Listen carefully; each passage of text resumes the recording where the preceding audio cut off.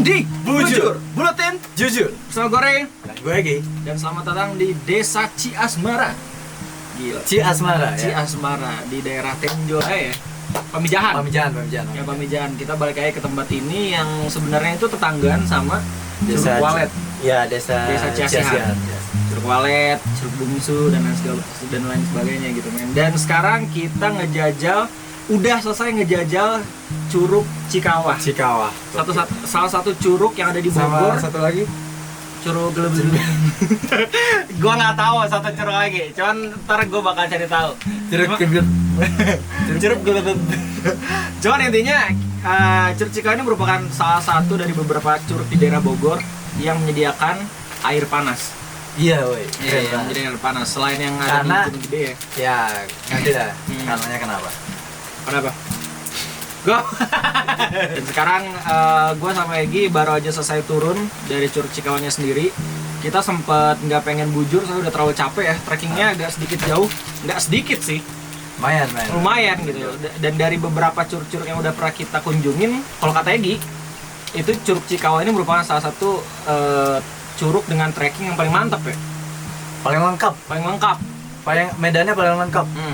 Karena nanti ya ntar lah gantian gue jelasin. Susur sungainya dapat, habis itu cadasnya dapat, habis itu tanjakannya dapat, turunannya dapat, habis itu jurangnya dapat, semuanya dapat lah.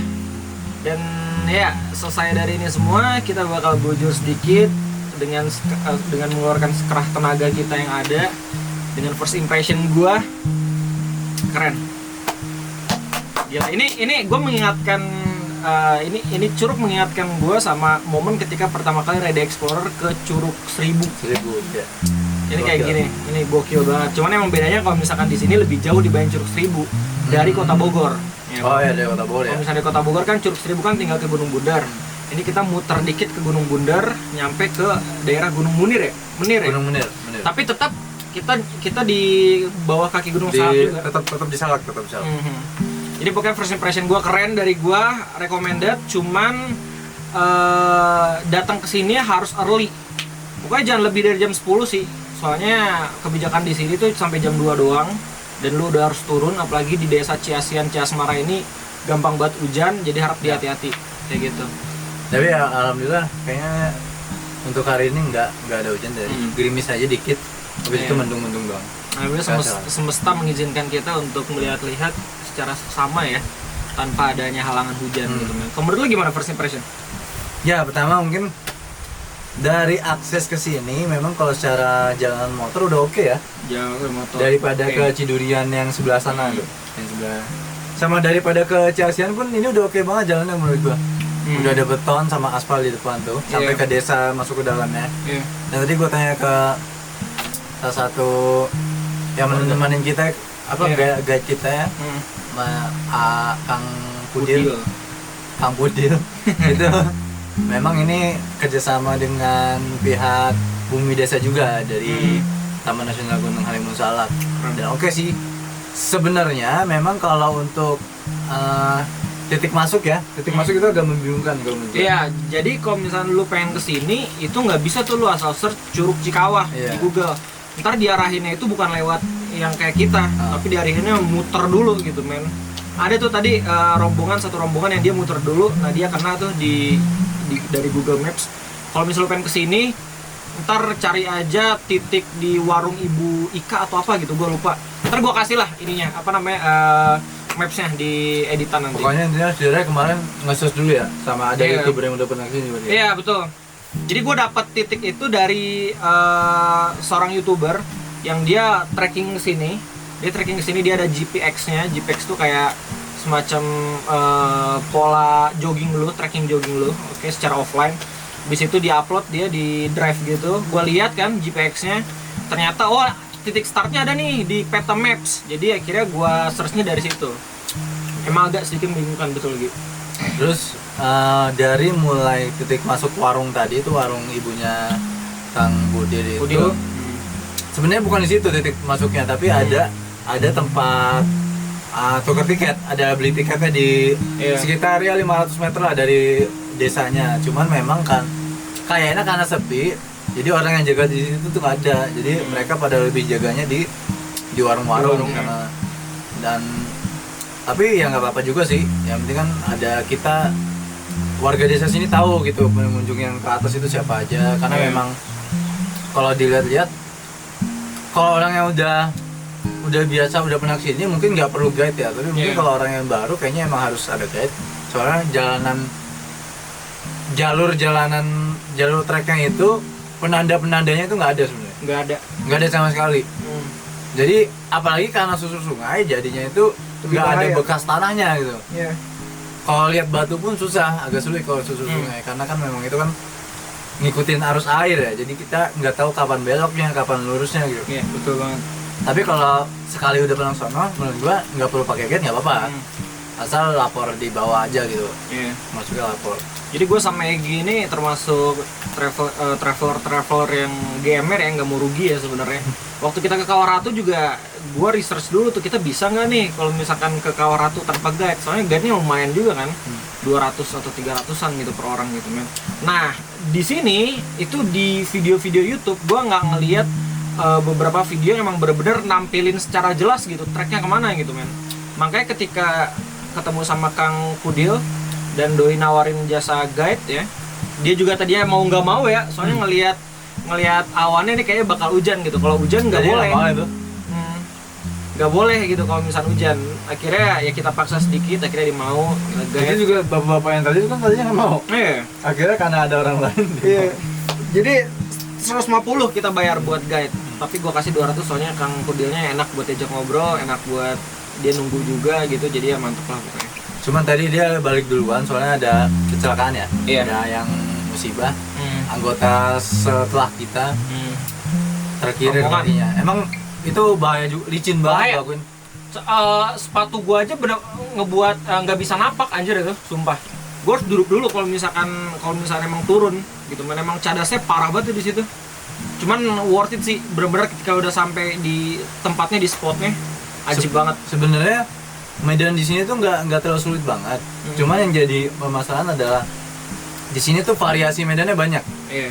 Jadi kita tuh kaget gitu. Sedikit kayak misalnya gini, misalnya 500 meter atau 1 kilo lu nemuin sawah nih sekitar 3 kilo. Nah setelah sawah lu langsung nemuin daerah yang licin gitu, Jadi lu untuk apa ya, untuk otak lu berpikir tuh harus cepat gitu. Lu harus melangkah seperti ini, seperti itu. Nah nanti habis susur sungai baru lu nemuin tanah yang lembab, terus habis itu jurang. Nah itu lu harus berpikir lagi gitu. Jadi medannya itu nggak terlalu berat sebenarnya kalau dia konsisten, tapi berhubung di sini itu variasinya banyak, jadi memang potensi untuk kecelakaannya itu lebih tinggi menurut gue daripada di tempat lain gitu. Bahkan lebih tinggi dibanding Gunung Kencana menurut gue. Iya. Gunung Kencana tuh padahal dia kayunya ganggu banget itu. Tapi menurut gue lebih tayan ini sih. Lebih sulitan di sini sih. Nah, kelebihan gitu. Kalau kelebihan oke, privat sih. Kelebihan lebih privat karena di sini tadi cuma ada tiga pengunjung doang. Tiga kloter weekend doang. ya, di weekend. Dan maksudnya kalau kita berenang terus mereka nunggu pun gak jadi masalah. Iya. Mereka berenang sampai mereka puas lah foto-foto atau apa, kita habis itu berenang nggak nunggu pun jadi masalah. Beda Iya. sama tempat-tempat wisata yang lain ya. Iya. Jadi hasil footage kita tuh bagus. Private gitu ya. Menurut gue sih bagus. Nanti tinggal dilihat di editingnya sih. Auto Tapi tapi oke sih. Ya, Oke, sepi, Oke. santai. Nggak diburu-buru juga. Yang berkunjung ke sini pun kayaknya ya banyak yang baru tahu juga sih kayaknya sih ya. Iya, Banyak yang baru tahu nggak juga. banyak yang tahu di sini, Bro. Sumpah. Yang kesini juga nyasar dulu pasti atau nunggu orang yang temen yang tahu pernah kesini dulu gitu, men. Gila. Kelebihan kata Egi private kalau menurut gue unik sih di sini tuh. Kelebihannya. Jadi curugnya itu kayak baru aja gue temuin gitu, men. Curug yang di bawahnya kawah itu gila banget sih. Menurut gue kayak gue ngelihatnya anjir. Kayak Kawah Ratu sebenarnya, cuman di atasnya curug gitu kayak gitu tuh. Iya, beda kalau Kawah Iya. itu kan lebih ke visual sih kalau di Kawah. Visualnya bagus tapi secara airnya nggak Biasa biasa aja. Kalau di sini emang kita di bawahnya dapat air yang hangat, air panas dapat, dan di atasnya itu ada benar-benar curug yang dingin gitu. Dan sungai kawahnya itu warna merah ya di sini ya. Kalau misalnya di Kawah Ratu kan biru tuh, Blue Lagoon. Di sini mungkin namanya Red Lagoon, soalnya merah. Tempatnya Sakazu. Iya anjing, tempatnya Akainu. Gue foto tuh ntar ditampilin. Ya elah. Pokoknya di sini Pokoknya ini belerang merah aja. ini paket lengkap lah bener kata Egi dari trekkingnya. Oke, jadi emang butuh dipersiapin menurut gua, Enggak sih, lebih ke santai sih, maksudnya nggak apa-apa kalau lu nggak bisa jangan terburu-buru gitu. Tapi lu emang harus mastiin kondisi sepatu lu tuh kayak gimana, kondisi sendal lu tuh kayak gimana, sama lebih tepatnya kondisi pijakan lu sih. Jangan terlalu buru-buru, emang harus santai. Mungkin kalau bawa carrier lebih oke lagi nih, lebih mantep lagi perjalanan. Tapi karena kita santai jadi ya udah slow aja sih.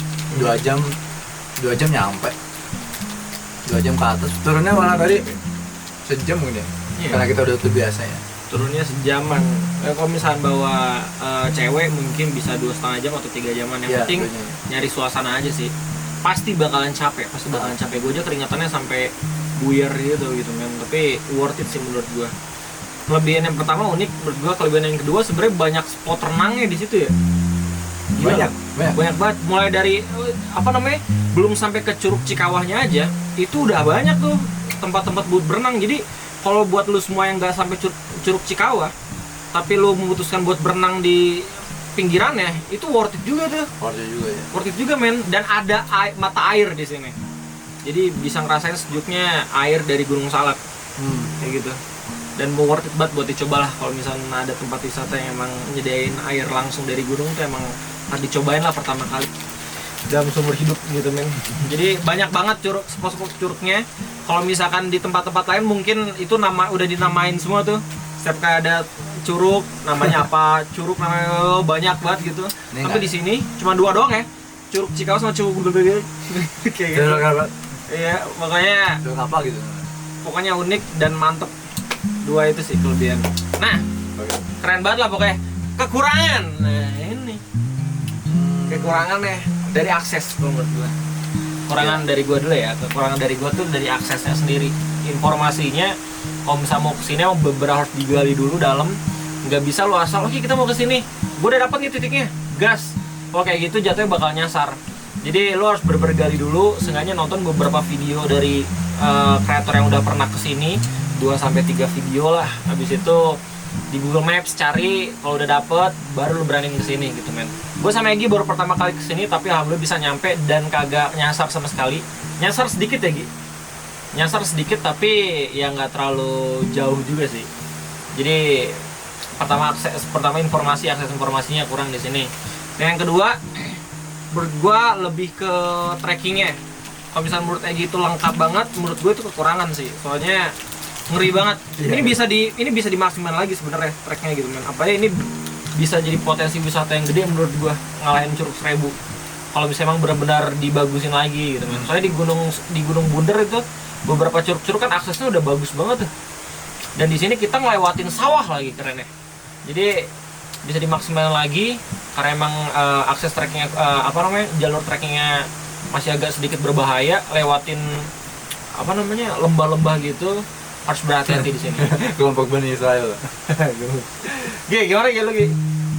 Ya kalau menurut gua ini bukan kekurangan sih, mungkin masukan ya.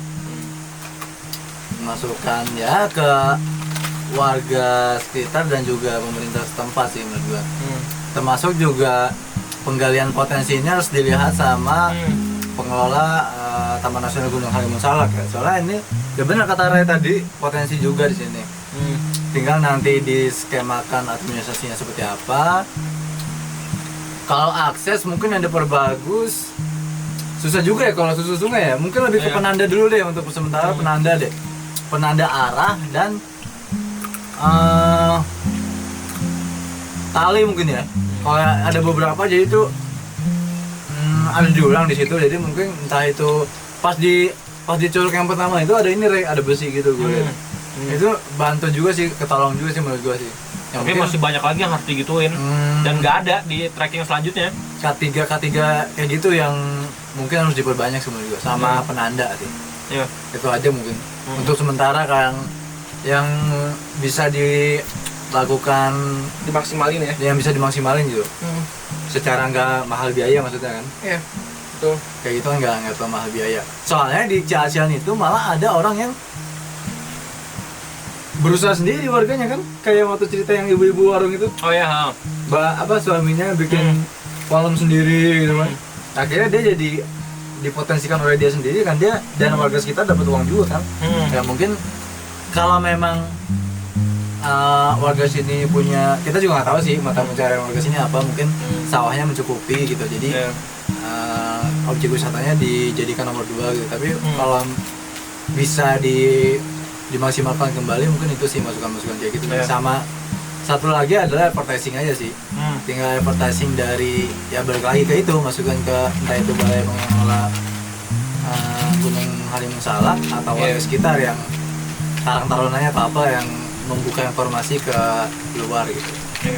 Sama dari ya kita ini, kayak kalau kita kan netral ya, maksudnya kita oke, wisatanya oke, ya kita sebarin free aja gitu buat masyarakat sekitar gitu. Memang kurang ya, kita kasih tahu kurang. Nah, itu aja sih. Kalau itu menurut gue bukan kurang sih, mungkin karena belum terorganisir sih mungkin. Terutama kayak penanda-penanda sama jalan-jalan aksesnya gitu. Tapi overall bagus banget menurut gua. Oke. Dengan tantangan dan dintangan sebanyak gitu, menurut gua worth it buat dilihat. Oke. Tapi gua nggak rekomendasiin buat lu semua yang pertama kali ke Curug kesini gitu, itu nggak. Oh iya. Menurut gua nggak. Cari Curug yang lebih singkat dulu perjalanannya. Lu bisa jebur-jebur main air enak gitu. Habis itu baru tuh kalau misalnya dalam diri lu kayak, oh gue pengen explore kemana-mana lagi nih, ini tempat cocok buat lu kayak gitu. Buat yang suka tantangan, di tempat bener-bener dah boleh banget buat lu. Tapi kalau misalnya kesini buat casual walking doang, jangan sih menurut gua. Cuman gak ada pacet ya, bagusnya ya. Nggak. Cuma bagusnya di sini gak ada pacet. Takut binatang-binatang lain aja, cuman alhamdulillah kita nggak ketemu sama sekali. Nggak ketemu sama binatang-binatang segala macem yang mengganggu, paling remetuk doang ya. Ya betul. Karena banyak pohon-pohon yang tumbang dan udah lapuk. Jadi mantap dari gua. Mudah-mudahan ini bisa jadi rekomendasi tempat wisata lu buat lu kunjungin berikutnya gitu men. Itu aja sih mungkin kalau dari gua. Ada kesimpulan dari lu Ki? Cukup sih dari gua udah oke. Itu aja tadi masukan-masukannya sama kelebihan dan kekurangan. Ya, mudah-mudahan ya ada juga pengelolanya yang nonton Bujur pada kesempatan kali ini. So thank you banget buat kalian semua yang udah tetap setia nontonin Bujur ya. Meskipun ya mungkin cuman 5% dari penonton Ride Explorer mampir ke Bujur gitu men. Atau 10% lah. Nggak apa-apa. Tapi thank you banget. 5.000 kan? Enggak anjing. Enggak, paling 3.000-4.000 sih. Lumayan lah tapi ya 3.000-4.000 gitu. Apalagi kayaknya nggak semua di antara kalian semua. Gue lebih senang biarpun ya buat ya nanti mungkin kedepannya bisa penonton kita usahakan lebih tinggi lagi. Tapi gue lebih senang mereka yang menonton itu ya dapat insight baru gitu dari kita itu. Baik ya justru berbanding lurus sih menurut gue. Penontonnya berapa ribu tapi komennya juga bagus-bagus sih. Banyak yang DM juga ke lu ke gua gitu, emang banyak yang ngajakin trip juga. Mereka bener-bener antusias gitu sama Bujur ini gitu. Gak cuma Bujur, maksudnya RT ini gitu. Iya. Menurut gua oke sih. Sampai sekarang gua bingung sih kenapa RT dilanjutin. Kita balik modal kagak ya. Tapi somehow emang bener-bener pengen sekedar sharing is caring doang gitu, kayak ini tempat bagus nih, lu kalau bisa mau kesini silakan. Dan gue yakin penonton gue yang dari Bogor cuma 5% itu atau 2%, lainnya pasti dari Jakarta, dari mana gitu men, yang orang-orang tuh nonton aja dulu. Tapi ada beberapa teman-teman gue atau penonton-penonton gue yang bilang, wah gue ngeliatin RT lu jadi pengen kesini gitu. Wah itu thank you banget. Atau gue ngeliat RT lu jadi pengen bergerak lagi, jalan lagi. Iya betul. Gak apa-apa sih menurut gue tuh ya.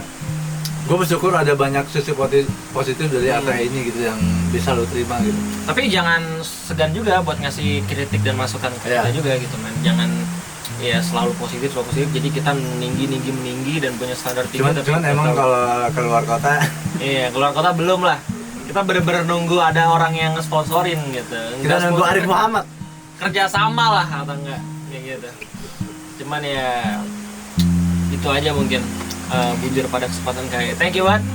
10% penonton Ride Explorer ya. Oke, soalnya di sini Bujur ini bakal bakal pasti selalu diupload di channel kedua. Jadi bakal ketutupan juga sama live streaming. So thank you banget buat kalian semua yang udah nontonin kesempatan kali ini. Kita ketemu lagi di next Bujur. Jadi cukup sekian dan sampai jumpa.